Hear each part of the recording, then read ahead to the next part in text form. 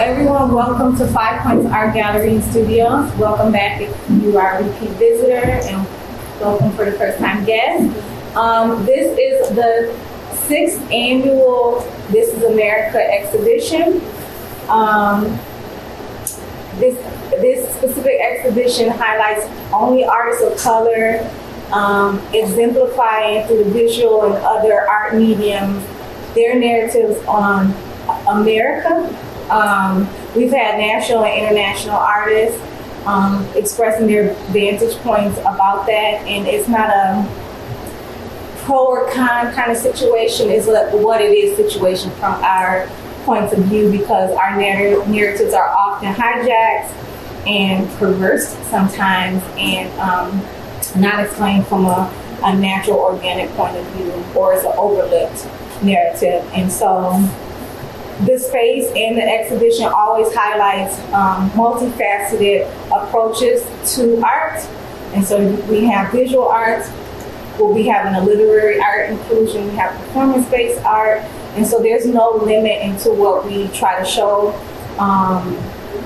for multiple reasons. We are not homogenous, and so we don't practice homogeneously.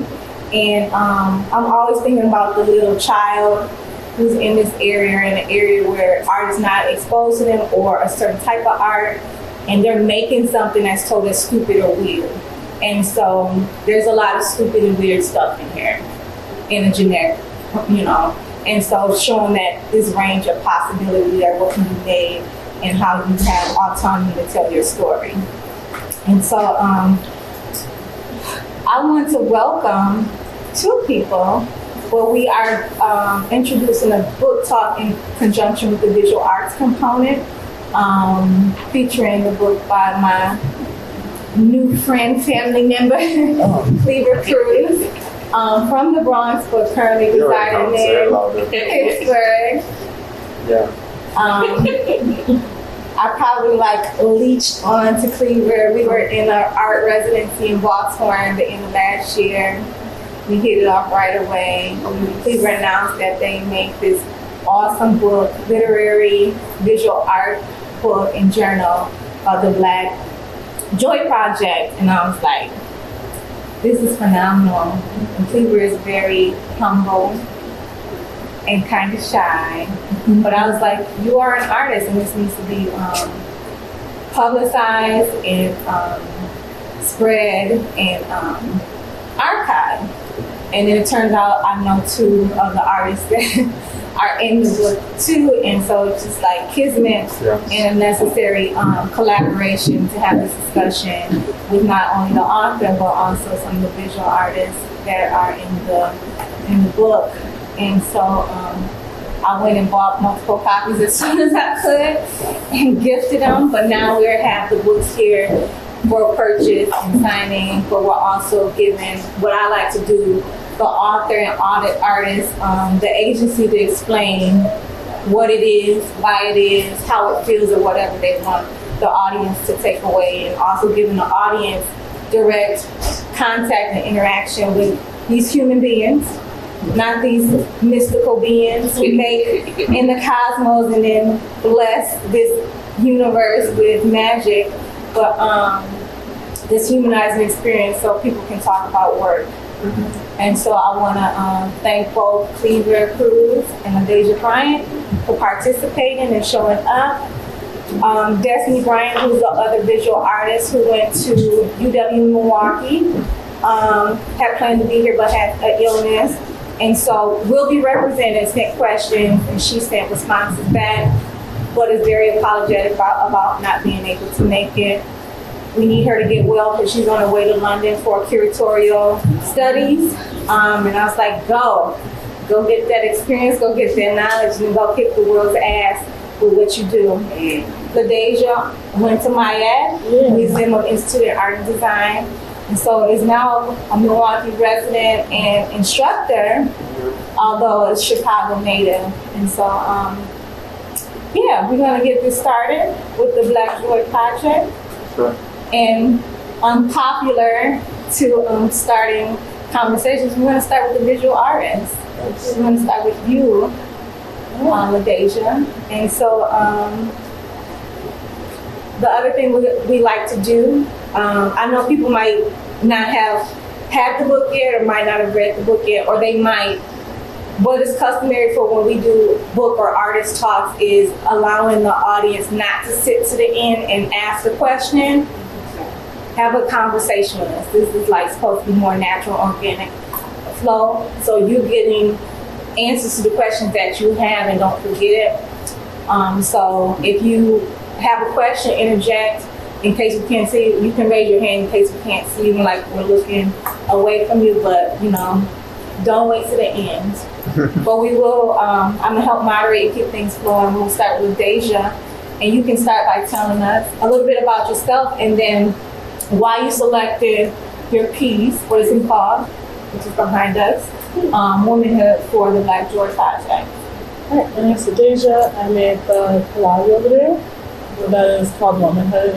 I made it before I even knew about this book, which is funny, and I hadn't put it out yet. I just ended up submitting it because it talked about Black joy, and that piece is a lot about my own personal joy. But besides that, I am from Chicago. I was born and raised on the West Side. I came up here to go to MyAd for graphic design, and then I left and I became an art teacher. So I don't know how that happened, but that's where we are today. I really enjoy teaching. I've been teaching summer school. I teach after school programs. It's kind of all I do right now. I mean, in the best way, in my opinion. It's very joyful for me. I really like watching children create things because they create the craziest things using the craziest different material, and I personally really enjoy watching that. Yeah. Can you explain what Womanhood is about for you? And then can you project a little bit more? Okay. So Womanhood was a collage I made kind of over the pandemic. I created a lot of different pieces, but all of them were to kind of create, I sometimes feel like the way that imagery is given publicly for what it means to grow up as a Black girl specifically in the hood can be kind of generalized. So I guess you could say I don't know how to explain it. It just always feels very general to me and not it's going deeper in depth. This collage feels sort of general to me in some ways, but I was more looking for general joys, but also with acknowledgement to where I'm from. So you'll see the 18th Street train stop is on there, or the girl's shirt. I chose that picture of a girl taking a photo because it had Better Boys Club on there, and I lived down the street from one, which I thought was more authentic, and the wig store, because I used to sit with my grandma while she would get wigs, and the beauty supply, the beauty shop, because at least for me, my family always was taking me to some type of beauty shop. I wasn't getting my hair done, I was there, and I would be sitting there with a little notebook, and she'd have me drawing and kind of I don't know. It just was always a really big part of my life. So that's kind of my joy I found around doing that, because even as an adult, I sometimes was sitting in those hair salons with my grandma, or the Better Boys Club, or just waiting on the train in Chicago. So that was kind of just a big ode to all of that, because I feel transitioning out of that youth into my womanhood. It says wonderful years. It's bad I don't remember what my own art piece says, but it says wonderful years, sweet love. So it's about just kind of all of that leading up to my womanhood, those things that brought me joy. Yeah. And LaDasia's piece is on page 4 of the book.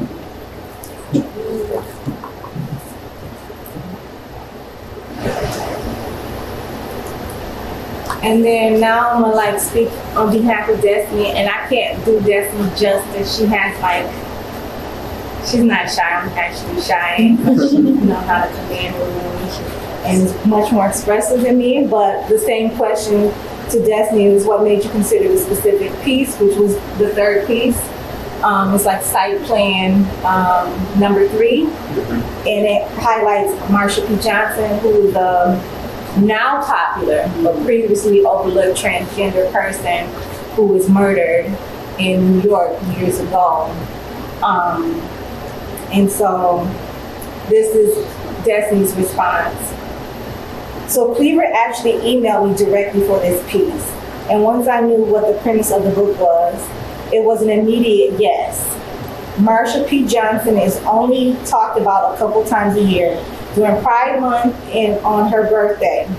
With my piece, a part of this canon, her life and impact are commonly referred to more than when it's convenient.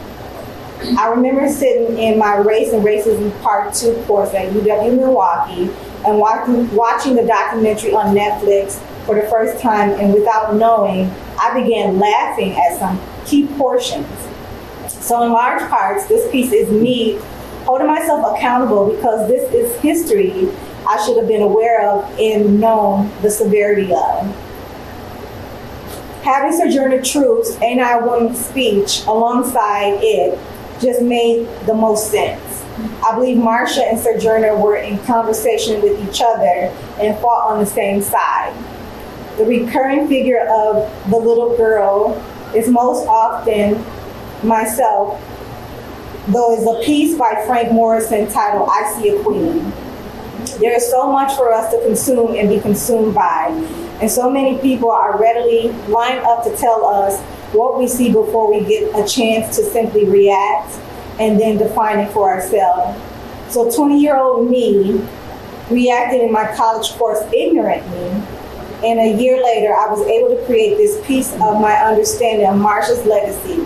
And her heritage is tangible to me and many others as I continue to metabolize my definition of being a Black queer woman and navigate this world, leaving parts of me at home. So that is why Destiny selected that piece for your book. But maybe now you can let us and the artist and the audience know your journey with the book and why you selected certain pieces that you selected, or who kind of collaborated with you in getting your baby birth. Sure. First, I want to say thank you. Thank you all for coming here. Like my bestie always says, you could have been anywhere in the world, but you chose to be here. So I'm thankful for that. This is my first time in Milwaukee, and I'm feeling it. It's alive. It's cute or whatever. It's cute. We like being cute. Yeah, I thank you, Fatima, for having me here. It's really awesome to meet LaDasia. We've been emailing each other for like 3 years. It's the first time I've seen her in person. Which speaks to the process of that this came to be. The Black Dirt Project started in 2015. Somebody who was in the early days was sitting right there, one of the first supporters. Really just from, I woke up feeling really fucked up. The most fucked up I ever felt was that morning. And I was so struck that I couldn't move. I literally was like paralyzed in my bed. And then I had this very spiritual experience of like just having these flashes of images and memories and literally the words black and joy above me, and feeling this impulse to do something in that moment. And so I remembered this picture of my mom that I had taken at a gallery show, actually. And I put it on Facebook when that was a thing. And I just wrote this stream of consciousness saying that it felt like we needed to bombard the internet with joy, or the world, and, which the "and" is important, that it wasn't to escape from the reality of what was going on. Because 2015 was like a year after Mike Brown was killed. Sandra Bland had been found murdered like 3 months before that morning, among all the other shit that was happening. That, yeah, it just felt like I needed to do that. And so I committed to do that quietly for a month. That maybe by the end of that year, I'll feel better. So I would just post pictures of my mom and my cousins and people around me. And then after a couple of weeks, people started reaching out to me, telling me like, hey, this is helping me get through the week, or I had a really bad nightmare and this calmed me down enough to go to sleep.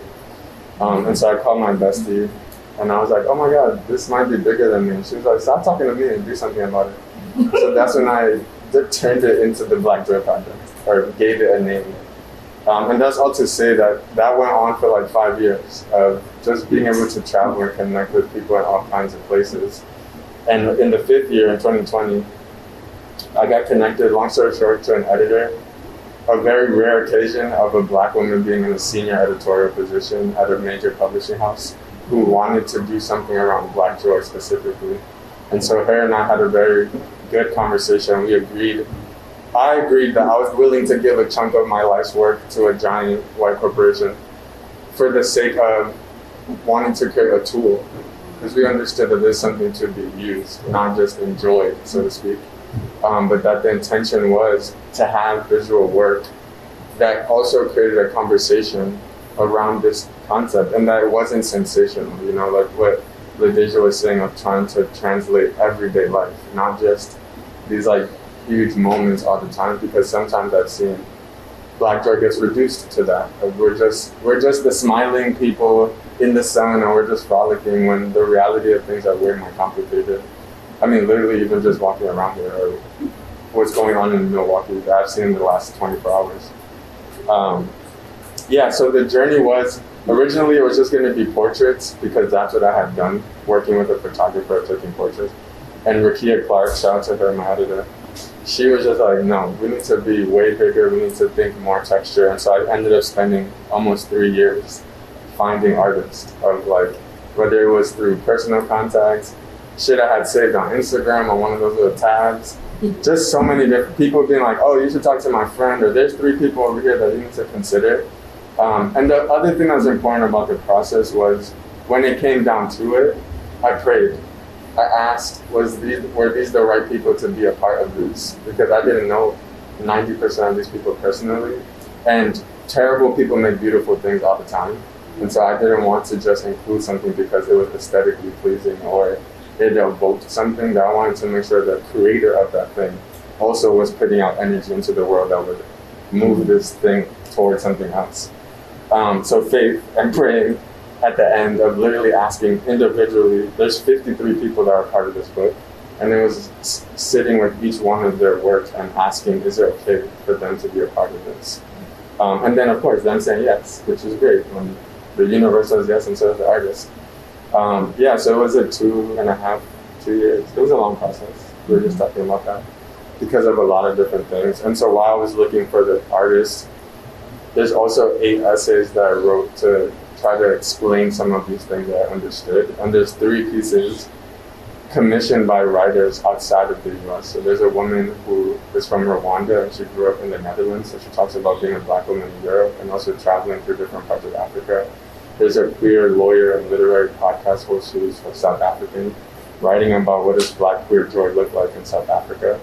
And then there's a Zimbabwean woman who's been living in Australia for the last 10 years. And she wrote a poem to talk about what is her relationship as a Black African woman to Black Indigenous people in Australia, and what is the connection, or could there exist, between that relationship of being African with Indigenous Black people that have been tortured for centuries at this point. But yeah, so it's a big collage, the book, in a way.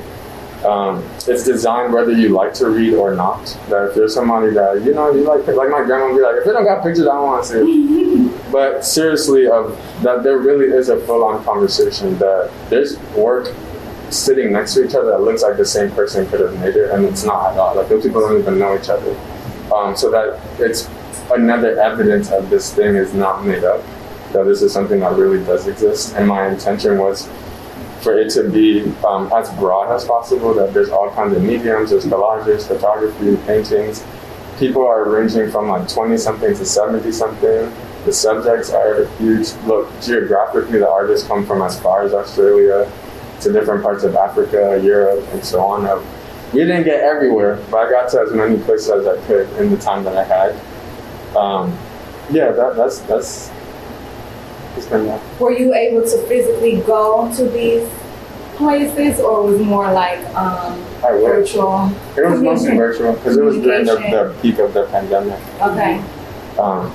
Yeah, and the other thing which we were just talking about too was sending updates to the artists. So for like 2 years, I would send videos every 6 months or so of just explaining like, this is what's going on, to give people a break during that time when we're all being bombarded with emails and I hope this is going, your day is going well type thing.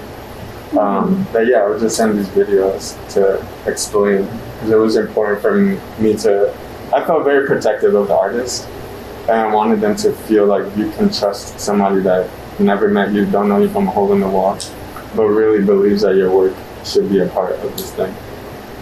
I know you mentioned prayer and faith, which is extremely personal. Yes. if you don't mind sharing, you like, no, that's personal. What is the sign that lets you know before the artist even respond, like, I'm gonna reach out to them, this is like the one? Part of it was really practical of like,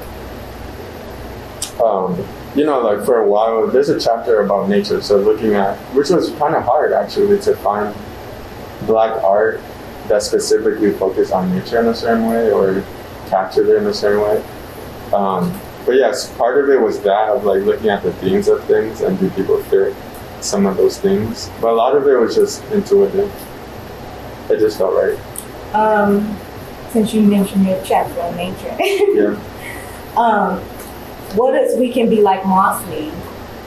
I included that because this is my nerd moment, but follow me. Moss is one of the oldest things on the planet. It's like older, it's part of what existed to create the organisms that led to like living beings, aka us and animals and stuff. But to me, figuratively, that means that that's one of the oldest witnesses to the planet. That's a really long conversation to be having with the earth. And that there's somebody, Erin Lang, who lives in Columbus. She made a really powerful statement in 2020 about until we can change our relationship to anything that is alive, we can't really change our relationship to these isms that we're experiencing. That part of the function of racism, for example, is that Black people are not being seen as humans. And the goal is not to be seen as human, it's about the value that comes with that. If we're being seen historically as property or animals or whatever the thing is, she's saying the issue is, why are animals being treated that way? Because if they're being treated that way, that gives something to equate us to be treated that way. Versus if we respect anything that's alive, that actually then allows you to respect another human being, so to speak. So yes, I want to explore that. And also, moss challenges Darwinism, like the idea of the strongest thing is going to survive, that moss actually survives collectively. That 90% of that plant can dry out, and as long as 10% has enough moisture, the whole thing will live until all of the moisture comes back. That it can grow naturally in a forest, or as you've seen it, like on manholes and the cracks of concrete and that type of thing. That to me, that's life. And that we can relate to that, whether we're forced onto something or occurred there naturally, that we can thrive. And that there is something about some of us, we can take turns to uphold the collective, so to speak. What is Black joy, and what is Black joy in relation to joy, a general joy, if there's a difference? There's a difference. Let us know. I was thinking about this. I think joy is a human thing. I think anybody can experience that. But Black joy, I talk about in the book, is, to me, I think of a circle when those words come together, that there's something collective about it. That of the hundreds of people that I've asked that question to, almost all of them gave an example that involved somebody else. It wasn't like I had this solo experience and that's what joy means to me. That to me signals the power of that, of we have been able to conjure something collectively for the collective benefit. That feels really important. Yeah. Do you have a definition of Black joy for yourself, LaDasia?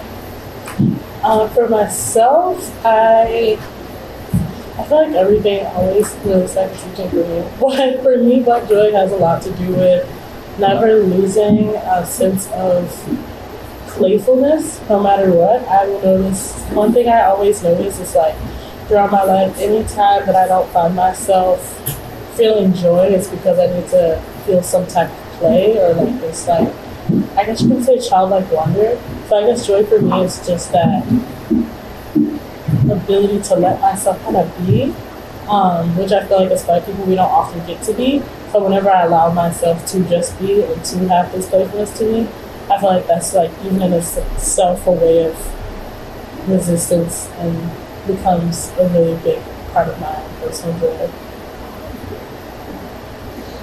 So I'm gonna read Destiny's response, but I also, before I read Destiny's response, Destiny Brady's response, and let me shout Destiny out. Her artwork is on page 49 in the book. Is that one, the third one? In what ways, you just told that, so in what ways do you embody Black joy? LaDasia just mentioned like a release through just being and finding like a childlike, playful spirit. I would say lately it's just gratitude. Like earlier, there's a really fabulous apartment upstairs, and there's like a little patio thing, and I was sitting there in the sun just like, wow, life can do this and have this. That in the middle of chaos, we could have something like this. That to me, lately it's been just being thankful. Thankful to be alive, thankful to have spaces like this. One thing we talked about too with joy, Black joy, and in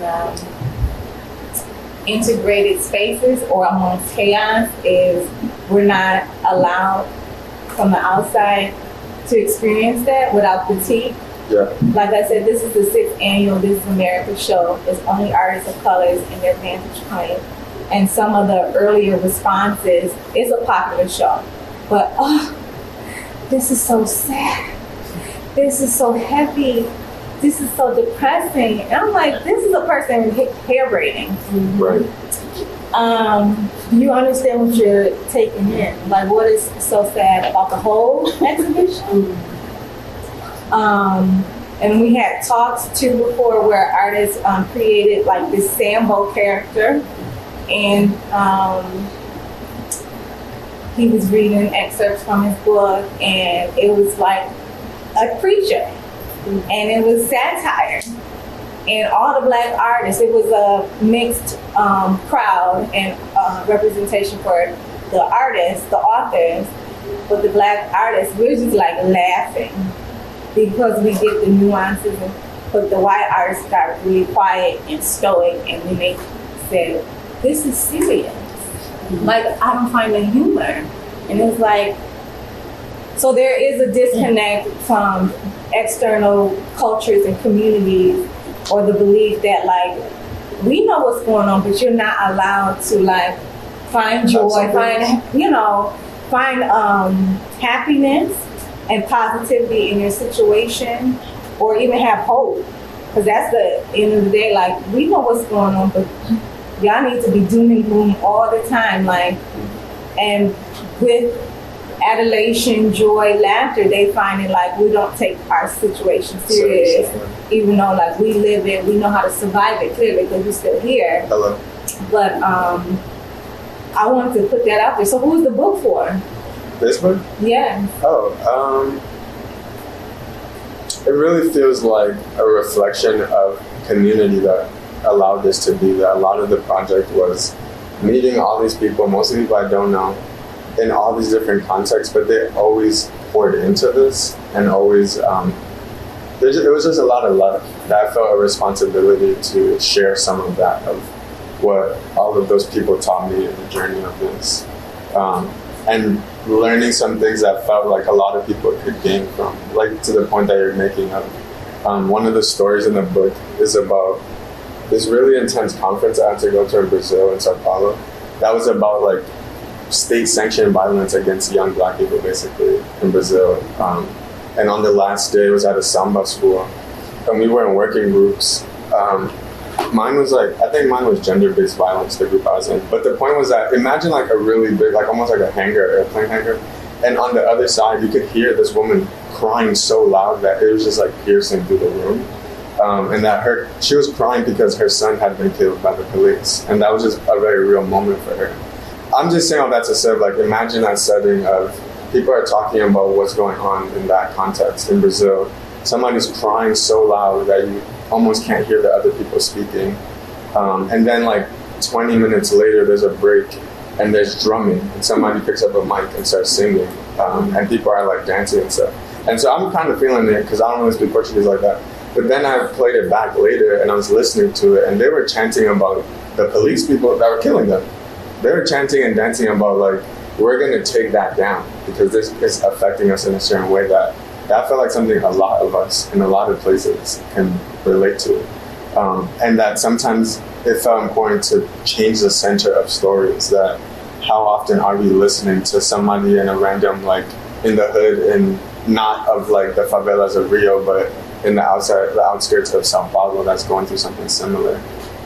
That felt like an opportunity to share some of that stuff. I'm gonna jump to Destiny's response to what is Black joy and how does she embody it or live with it, and then I'll circle back to what you were saying too, like my question, and I'll get you prepped. Given the system we live in, and we know it's oppressive in all the isms that we're bombarded with, do you have, or is this book a way to, how do you tell people to find joy for themselves within this narrative? So Destiny's response to my question was, Black joy to me is always being able to quiet this world enough to hear my heart sing. Being able to lay hands on my beautiful brown skin and say thank you. Black joy to me is to be young, gifted, and Black. Black joy to me is being able to be real Black for me. Black joy to me is being able to speak my mind in whatever colors move me, seek me, haunt me, lighten me, and deepen me. I embody these things by doing what makes me absolutely happiest each day and letting my spirit tell me what's next so that my heart remains whole. I've written a few times, oh joy, how I miss you. Oh joy, how I missed you. I'm always enlarging my container for joy and inviting it into my life so that it may get to know me well and stay for a long time.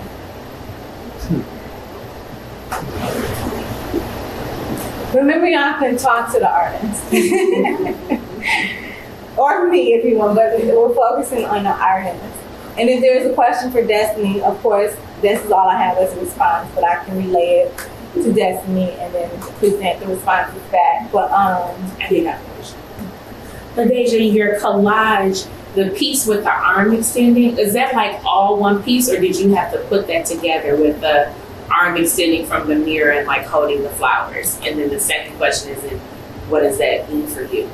I did put it all together, and then the arm extending from the mirror is kind of like, because this is a reflection of my past self. I guess I kind of saw myself in the mirror. I'm giving my past self those flowers for like, just, you are now a woman, and that is where you are. I love it. It's easy. Thank you. Thank you. I have a question. Yeah. Oh, general floor.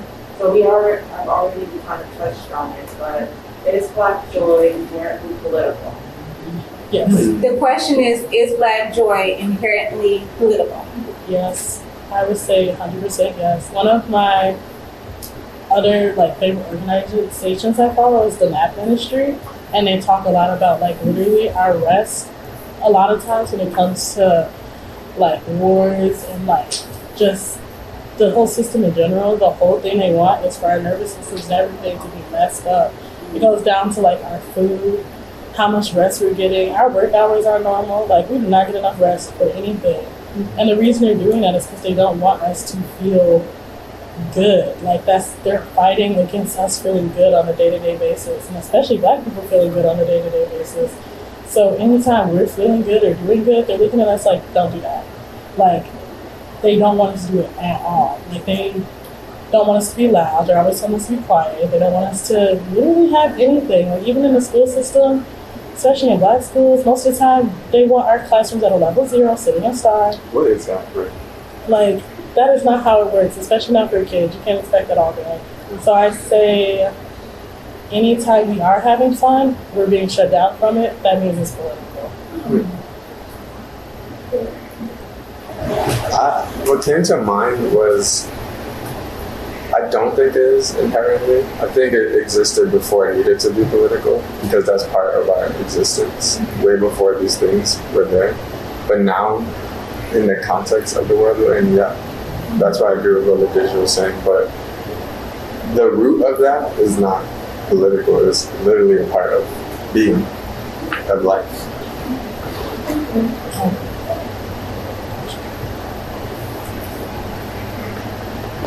So you have a chapter on community building, and you use that kind of as like a definition of Black joy. You said it's circular and it's always for us by your definition in relation to something or someone else. And so there'd be a mini tour around Milwaukee and like displacement, gentrification, and people being pulled apart from their communities. How do you get a system or a group, which is a community, to find, do they need to find solidarity in their joy, or how do you get them to find, again, joy in like, on a local level, like what to, sustain and fight what they're going through? That's a good question. If you have an answer, you might be like, I don't know. I think what comes to mind is if joy is the part of us having like our own neighborhoods and communities and things, then that also becomes a cause, like a thing to defend. And how the threat is to that. It's kind. I'm thinking of it kind of as a reframing, or naming a part that's already there. That to the question I just asked, like that is part of what makes joy political. Then, in that sense of what I saw here in the last day is what I've seen in Cleveland, in Pittsburgh, in LA, in every single place I've been to, in London, of this pattern of even today at your piece at the Haggerty, of seeing like this thing about we will always make the best with whatever we're given, and then at some point that's determined to still not be worthy of us to have or possess, because now somebody else has repurposed that, they're having too much fun, or they're trying to take it all together to replicate, ironically, a destructive joy for themselves. Because I think if joy is related to love in that way, and love don't hurt, it don't kill, joy can't either. Or the form of it that I want in the world doesn't actually cause harm to other people. That's not joy to me if it's causing destruction or harm, or is at the expense of other people and communities. Because I think sometimes joy gets conflated with happiness, which is it's a very shallow thing that it's fleeting. Whereas joy is something that can be evoked that's very deep. It's the me crying in the middle of the Haggerty because Fatima created a house from like northern Milwaukee that I've never been to, but it reminded me so much of the people I came from and the ways that those people had to leave some of those apartments or spaces and things because of the same reason that Fatima even set that thing up in the first place. But also that there was joy, so much joy in that space, whether it was the albums, the like shady phone, the voicemails from your grandma, just things like that I think the tension of those things, something about the tension. Is there any specific passages you want to share with the audience to help with a takeaway? And another question was, how do you have 53 artists represented, but double that plus in the work represented? How did you edit? Editing is hard as hell. Ooh, thank God that was not my job. How do you narrow it down and place it next to describe the literary parts? Yeah, it was a separate process because the important context, I was like in grad school, there was a lot happening in the middle of this. I was not even looking to do all this. I was legit minding my business. And then opportunity came. But yeah, I would say it was two different things. That's part of why when you read it closely, I don't actually talk about the art in the book. The idea is like there's these parallel things that are happening. And it does make sense, the placement of the images when you read the book, which also speaks to Renata de Oliveira, the designer of the book, who her and I only met once on Zoom. I've never met this person in real life. And I made like a very rough PowerPoint basically of like, I think this should go here. And my editor was like, you need to back up. Like, this lady knows what she's doing. Just send her the pictures, the images, the art. And so after like a couple of months, she sent me this draft that it was very clear. She had read it and was able to, like, that was her idea to put pictures on the chapter page at the beginning of a chapter. And that she tried to connect it of like, this chapter is called Finding Harmony, and it's an archival of like 4 little black girls in Harlem learning how to play music. She got that skill. She got that skill. my task was to aggregate the art and the feeling of like this is supposed to be here, and her job was to place it, and she did really well in my opinion, like more than well. But yeah, it was Renata. I was just the person who like put everything in a bag, and You're then the vessel. yeah, and then she figured out how to make sense of it in a lot of ways. Before you read your excerpt, now that it's a finished project and product,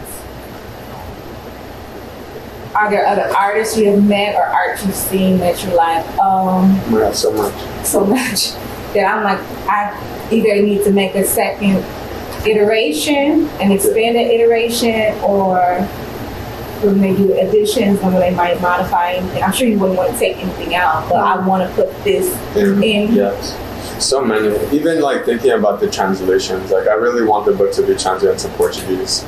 And so in that edition, I imagine more concentration of like Angolan artists and Brazilian artists and Mozambique, like black people who speak Portuguese or are part of that diaspora.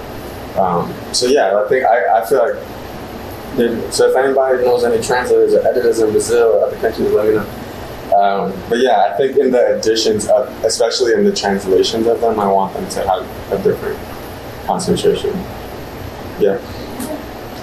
Again, jump in before Kleaver start reading the excerpt. No pressure. Go for it. Just context, I literally held the book open and flipped in that lovely patio thing this morning, and it led to read to this, so hopefully this resonates. I'm just going to read one paragraph from the very beginning because it's not the page I flipped to give context. This chapter is called Finding Harmony, and it was based on something I learned about in the process of writing it around singing. If anybody's in the choir, I'm not. But I learned that there's a breathing technique that you learn as a collective so that when people are singing in a group, you can take breaths and the song doesn't get interrupted or keeps going. And the idea is that anybody can take a breath in a certain rhythm so that you can have the rest and the group is still moving the thing forward, the song. But yeah, so I'm gonna just give that context real quick and then I'll read what I actually meant to read. It says, in a choir, a singer can take a breath without stopping the song. It continues, in fact. And when the singer or singers have taken that breath, they can rejoin the song and relieve anyone else that needs one too. The harmony stays unbroken this way. Black joy can be used as an entry point into understanding our everyday lives and Black lives that differ from our own, both in our struggles and wins. Black joy is a space for harmony because there is room for all of us in it, in all the ways we exist. It can help us rise above white supremacy, the anti-Black world it nurtures every day, and divisions across geography, nationality, and identity. This applies to divisions that anti-Blackness creates within us that can prevent us from embracing the complexity of Blackness. And then it starts here. As in most harmonies, singers work together across different segments to sing a song. There are altos, sopranos, tenors, basses, and the mixes of those vocal ranges that all comprise the elements necessary to make music, collectively. Sure, a song can be sung by only one of those sections, but in that divided performance, there's a richness and texture lost. It also creates more of a burden and a pressure for that single section, not just to sing, but to sing well. The harmony loses a certain depth without all the parts of a choir, and we know the difference between a good song and a great one. Black people are not a monolith. We have many facets that together build all kinds of structures depending on when, how, and where we exist. That complexity cannot be tamed or boxed in and is hard for the world to hold. It's difficult for many to wrap their brain around the idea that what you understand and experience to be true about one Black person cannot be true about all Black people. This is where the danger lies in the attempt to filter any one Black experience through another. Yes, we have similarities and ways that our cultures inform one another, but our distinctions are also what make us beautiful and something to appreciate. That's where the beauty of harmony in a choir song enters the room. There is a yes and with which we can approach the ways we are interconnected. It doesn't take much searching on the internet to find examples of diaspora wars, where Black folks are engaging in often unproductive arguments about differences, not for appreciation, but often to prove some type of false superiority or inferiority. It's not hard to find lines being drawn to distinguish Black people from one another to further divide across sexualities, genders, economic classes, geographic regions, and so on. However, our coexistences on this floating rock as different forms with a bond through our ancestry is essential to highlight and not brush over. Its distinctions, like the sounds when Isitosa is spoken in South Africa and how that hits differently from the cadences of creolized languages in the Caribbean and the thousands of tongues and dialects that exist across other African countries. Seeing the harmonies offer us entry points through joy to acknowledge our existences more as notes within various but connected songs and not flat, unrelated sounds. It would be a lie to say that all the examples mentioned are always full of joy and everyone gets along accordingly. In the practice of building a great harmony, there are mistakes made, notes missed, frustrations, anger, and everything that comes with building something that has value. The East African nation of Rwanda is no stranger to the complicated process of building something that is worth sustaining. In the spring of 1994, a plane carrying then-President Juvenal Habyarimana of Rwanda was shot down. It crashed, killing the nation's leader.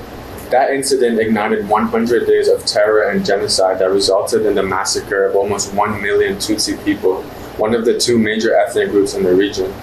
The Tutsis were killed largely at the hands of the Hutus, the other major ethnic group. The two groups had become rivals over time as a result of long-standing colonial rule by Belgium and Germany and the colonizers' exploitation of Rwandan ethnic divisions.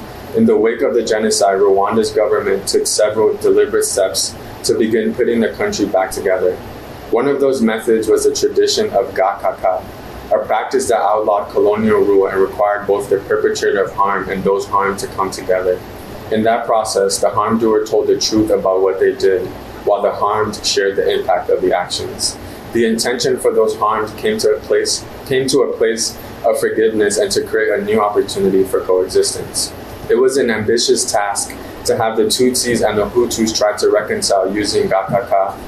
As this was not a simple feud, the level of violence perpetrated by the Hutus made it clear that they were trying to exterminate the Tutsis altogether. Indeed, Rwanda's efforts to facilitate reconciliation and peace shows us how complicated creating harmony can be, especially in the face of atrocity and devastating violence. But the reality is that today, both the harm doers and those harmed are still both in the same country, side by side. Almost 30 years later, the process of reconciliation is not complete and has not gone without heavy criticisms from all kinds of people and places across the world. However, I highlight this example because of the strides it has made.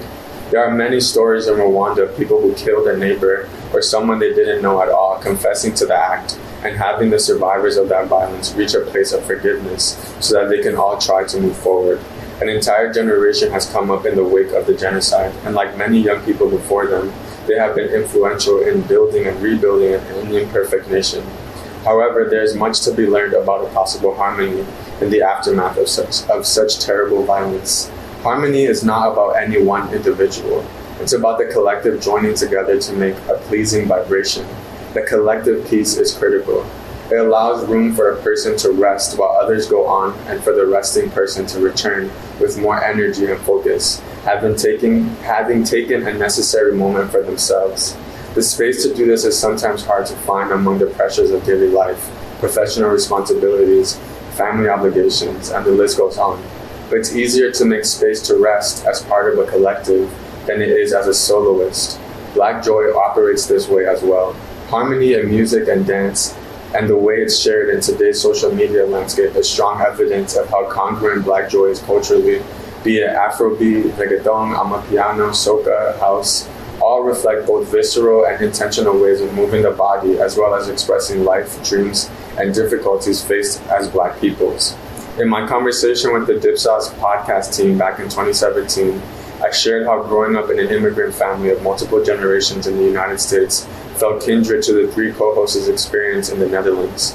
There was similarity in the ways that Black people there too often lacked enough creative autonomy to present the fullness and complexity of their lives. Yet they were constantly bombarded with racism, homophobia, and sexism in popular media or through exchanges in their daily lives. We also laughed a lot together about funny remarks and the thoughts on pop culture, and we shared warm familial hugs. Much like the inevitable laughter from a funny story, we found joy in our exchange because we conjured it together. The five of us on that stage represented 3 continents and 4 distinct regions of the world, and were able to come together around being Black. I allowed that deeply good feeling we conjured to be an avenue of insight into one another's lives. I used it to push against unfair comparisons, to better embrace the beauty in our differences. In practice, it was a demonstration of this non-monolithic existence we all knew to be real. I came away from the whole experience more curious, inspired, and ready to reckon with some questions more in depth. What would it look like if I didn't jump to assume or think I understood someone just because of the way they looked and everything I've been taught about them? As a Black person, what does it look like to listen first when another Black person is expressing an experience I'm not familiar with? How could that expand and complicate my own understanding of what it means to be Black in the world?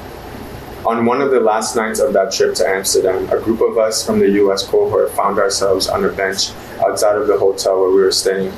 In the short time we sat there, we kept noticing handfuls of people walking down the street wearing stylish, all-white outfits. After a few more passed, someone in our group stopped one of them, clad in all white, and asked where they were going. A white party, as in the dress code was to wear white, of course. We weren't dressed for the theme, but we followed the crowd anyway. After a few minutes walk, we found ourselves in the lobby of a club that was bumping loud music. We made our way into the spot, and it was clearly the right place to be. It felt like an appropriate ending to that trip to wind up at this party that happened to be within walking distance of our hotel. It was fitting to find ourselves in a room with all kinds of Black people dancing to music across genres that our cultures have influenced. The sounds of Dutch, among other languages, stringing along Afrobeat, hip-hop, R&B, and other rhythms that were impossible to stand still to as they burst through the speakers. We knew the songs, though we may not have heard them all before. We understood our place in that choir of Blackness, even though we may not have joined it before. We had the opportunity to enjoy the spotlight or centering of a Blackness that was not ours, but was kindred and offered insight into a space we were unfamiliar with. It's incredible to think back on how much joy there was on that dance floor, how we picked up moves from the people around us and busted out the ones we'd come to the Netherlands knowing. These social spaces are not intended to catalyze revolutions or major social shifts, but they are garden beds overflowing with the potential for those occurrences. Was that a perfect space? Was it free of misogyny and homophobia and all the isms that often plague our world? No. But we all took a collective breath and together felt the world was full of possibility.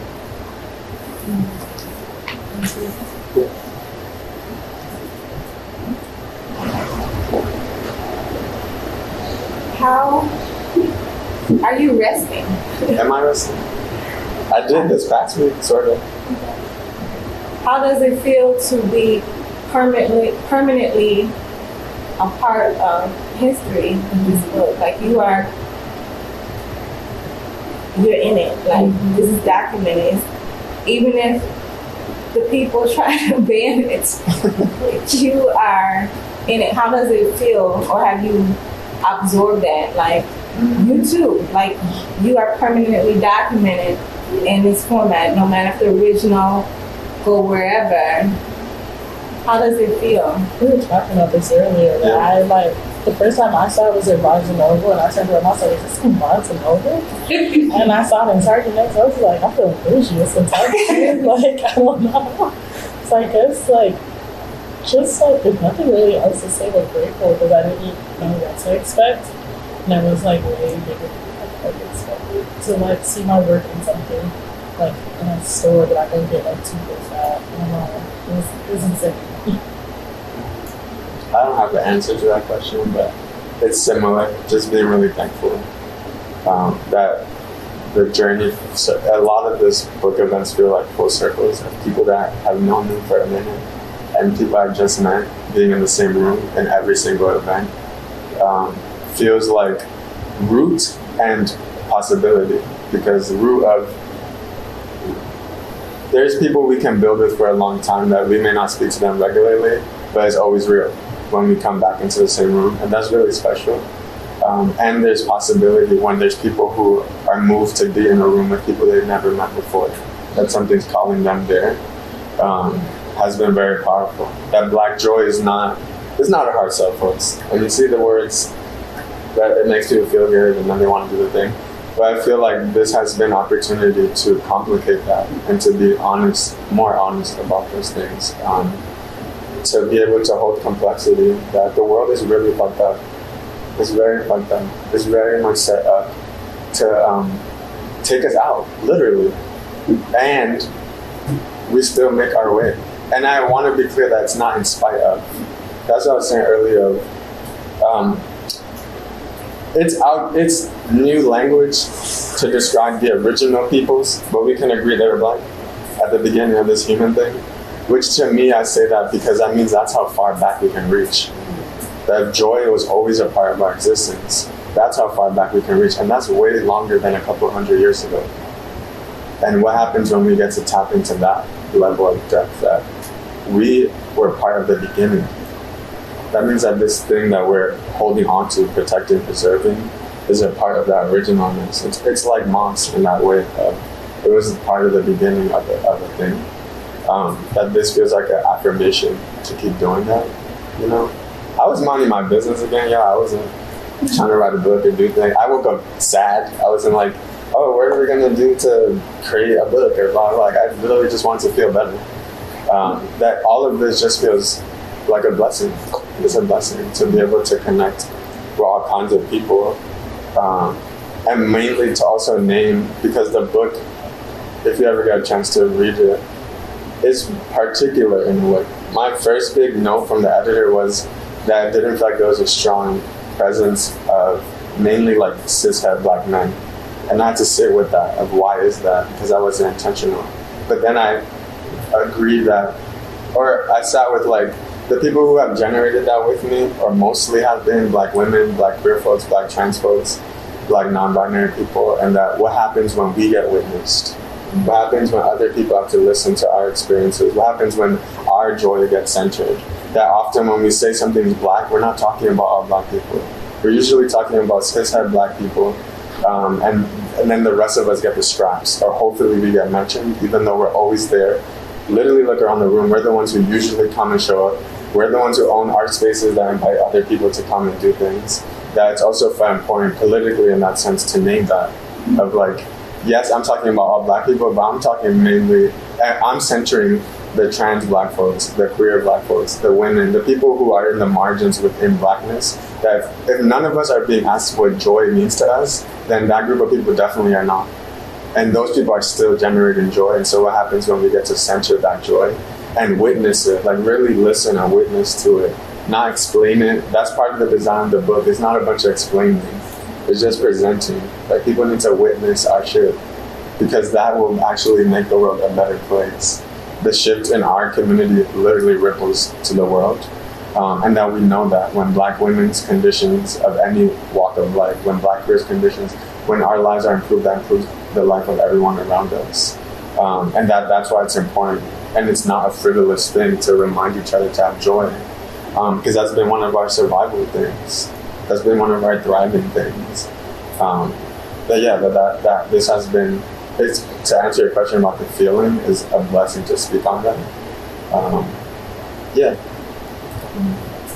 And humility amongst y'all, because this is bigger than y'all. I mean, you've worked with this and now, like, real, it's permanent, it's bigger than y'all, but and my grandma's in the book. That feels like the accomplishment. She's like, I'm in the book. I'm looking fabulous. That, you know, to your point about preserving, that also was part of the vision. Was this is an archive that somebody in 100 years, the way we could read Zora stuff 100 years later, that hopefully somebody will come across it to remember that we were here and that we did have joy and there was something worth preserving to a book.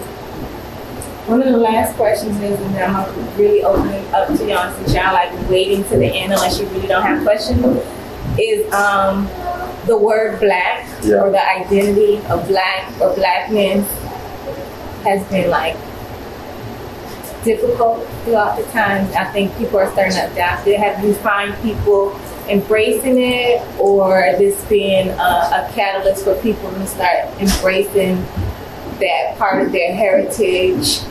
That's a good question. Like, especially because it's diasporic in your presentation and the reach.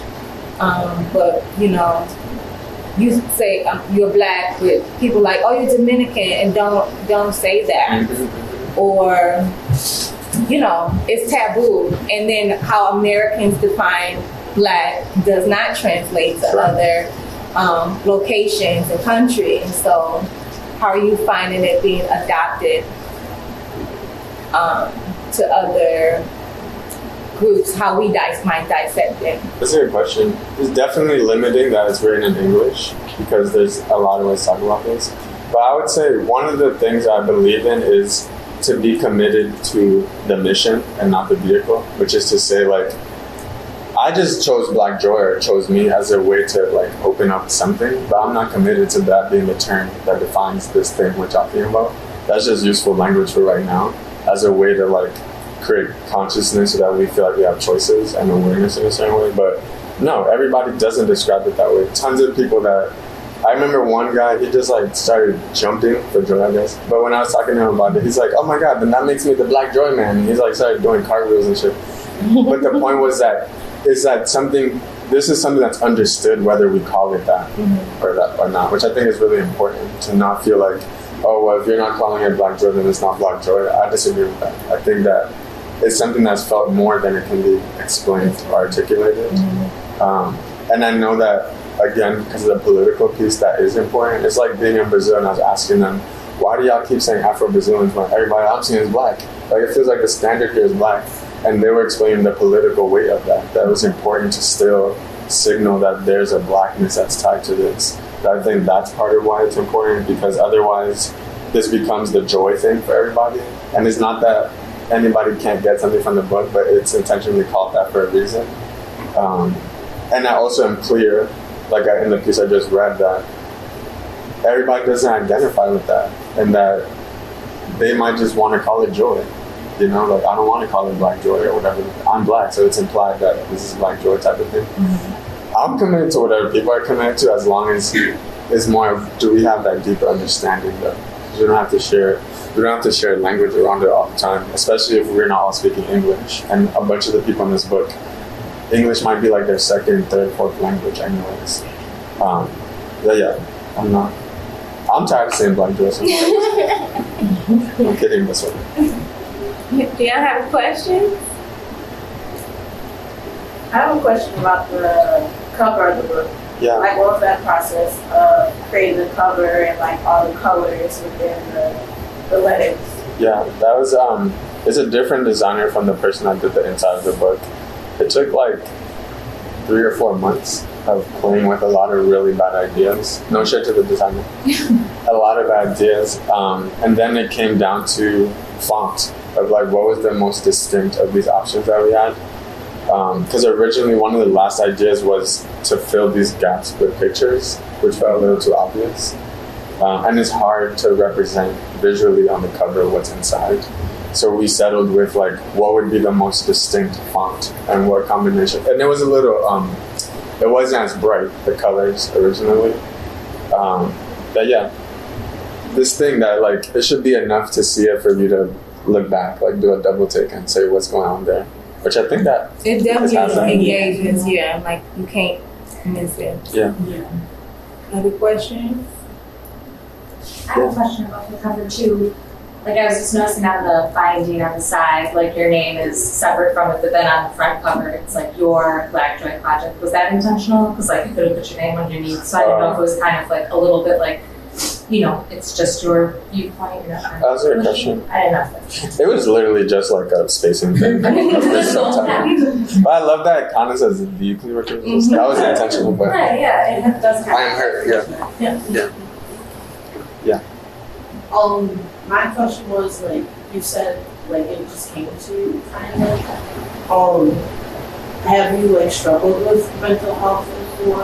And then, like, your process of creating it, like, what was that like? And, like, how do you feel now, like, in your spirit and emotionally, with all the things going on right now? Thank you for asking that. Shout out to Veronica Dance, my therapist. She has been my partner through this since the beginning of this journey, literally. It took a lot of therapy because that meant I had to revisit why this all started to write this book, which again, like I said, was not from a happy place. So really having to sit with and revisit like all these things that had happened in my life and in the world was really challenging. It really was. But now I feel much better.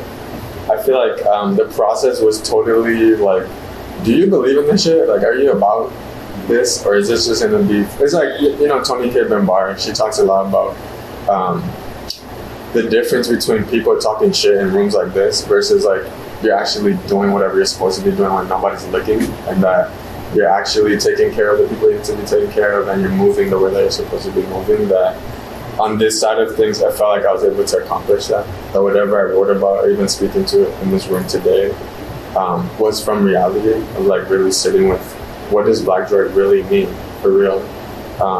Because it's one thing to like write an essay, it's another one. They're like, we need 200 pages on that to really sit with what does that mean.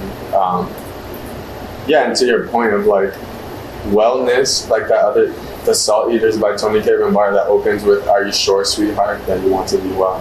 That wellness is a huge responsibility. But I also know, and I talk about it in the book, that in imagining not just like the revolutions, but what happens afterwards, like what is in the world afterwards, is for me is I want it to be us being healed as much as possible, and that the same way hurt people, healed people heal people.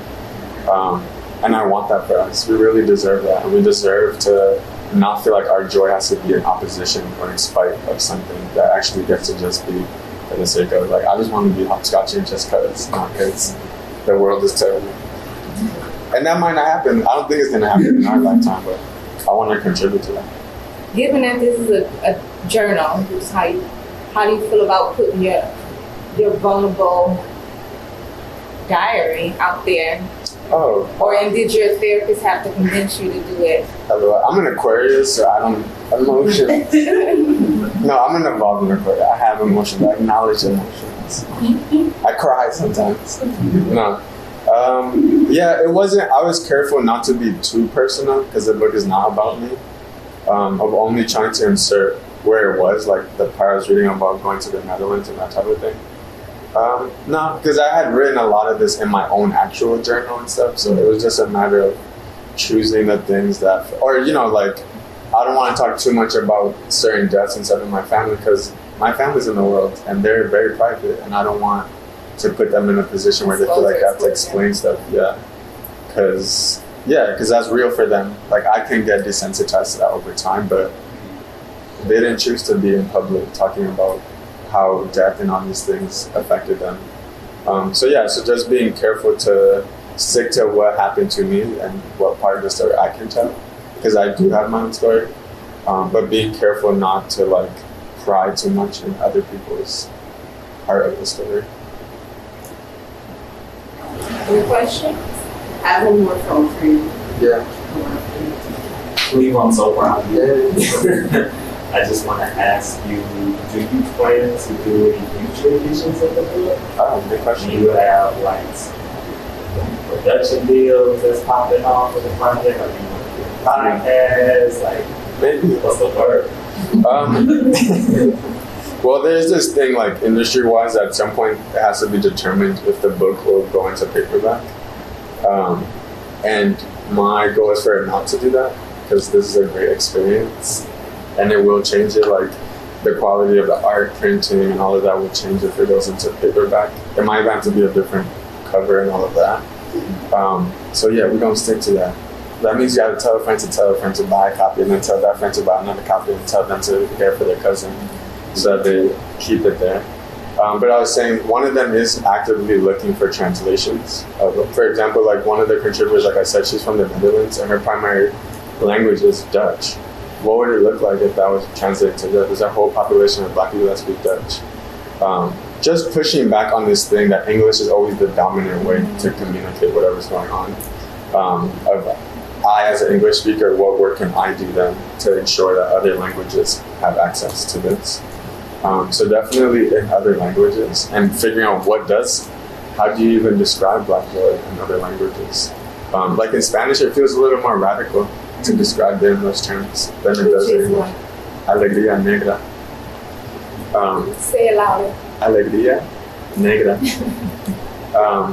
That feels different from saying it in English. I don't even know how to explain that, but it feels different.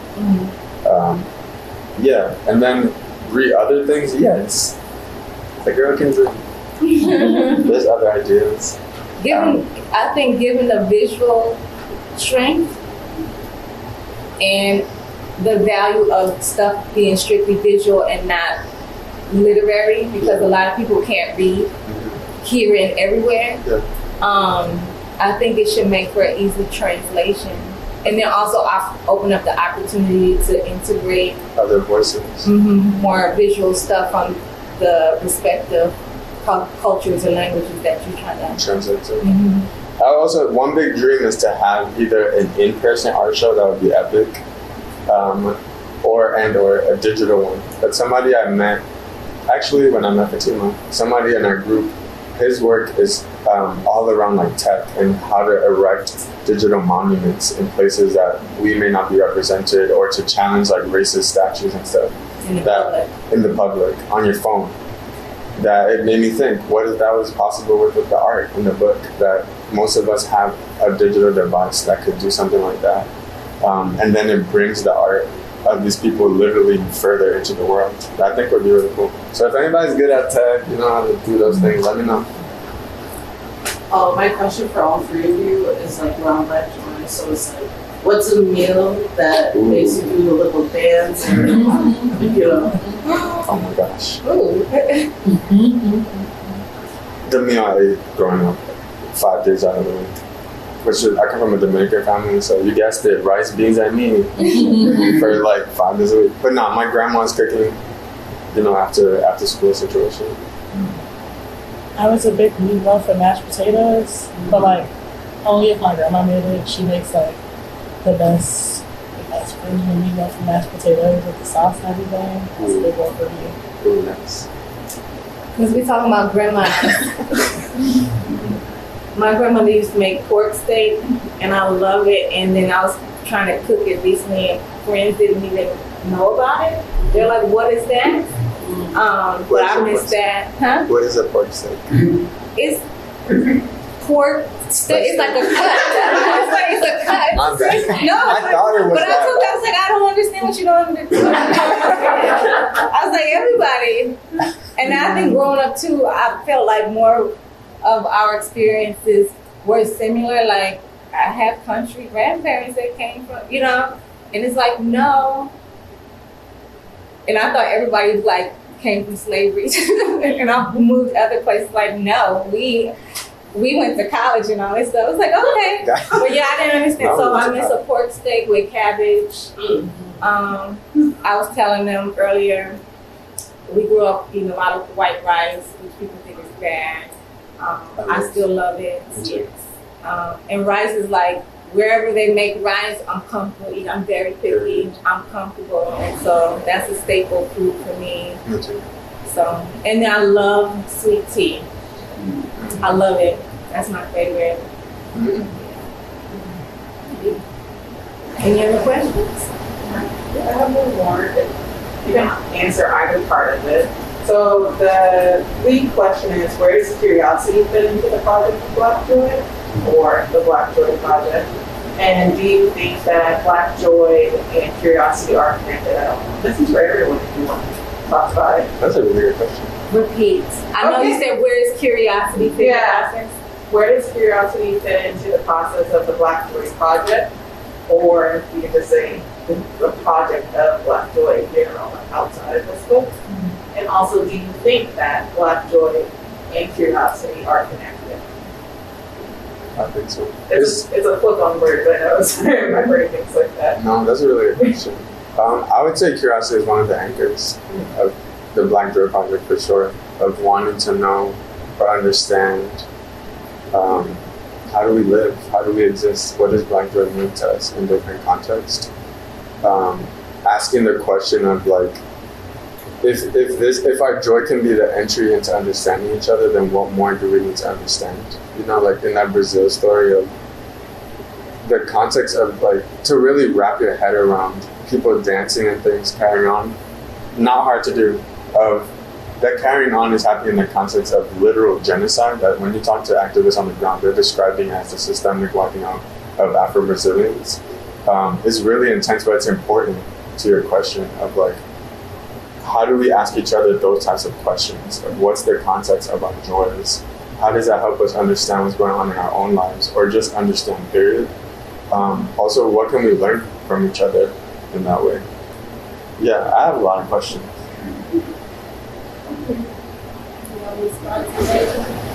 I definitely agree with the being hand in hand. I find the curiosity a big.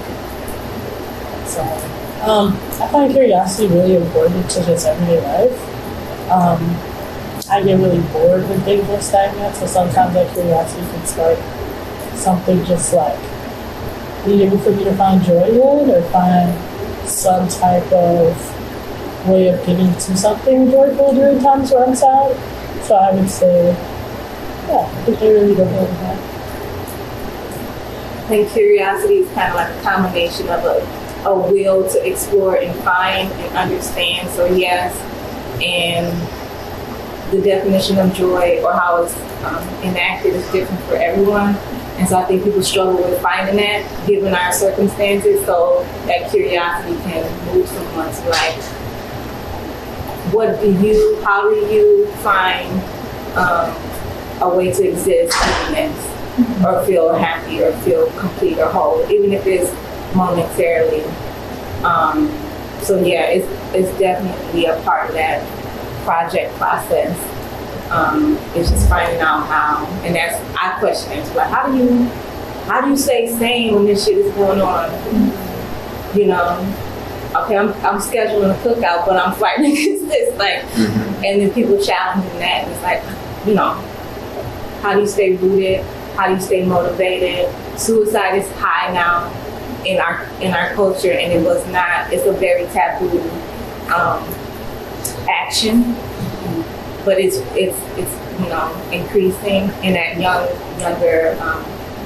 demographic. So that is like how you encourage people to explore, to find balance and hope and a purpose and see like a future for themselves when they are actively demonstrated that they don't have worth and value or they don't have a future. So, sorry I'm late, but it's always on time. I missed a lot of the conversation. How y'all doing? Thank y'all for coming. So it's kind of a generalized question, so I'm just working. So black joy concept.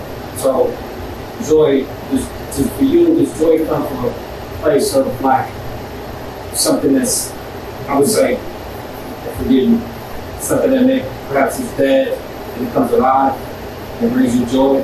Because I know in my personal life, like when I see something that's frustrating, and then out of that frustration comes growth. That brings me joy, like within my own community, seeing like just how talented people are just wasted, and then they realize, you know, look, and talented and great, and that brings me joy. Is that kind of the same thing? I'm careful to make joy a reactive thing. Okay.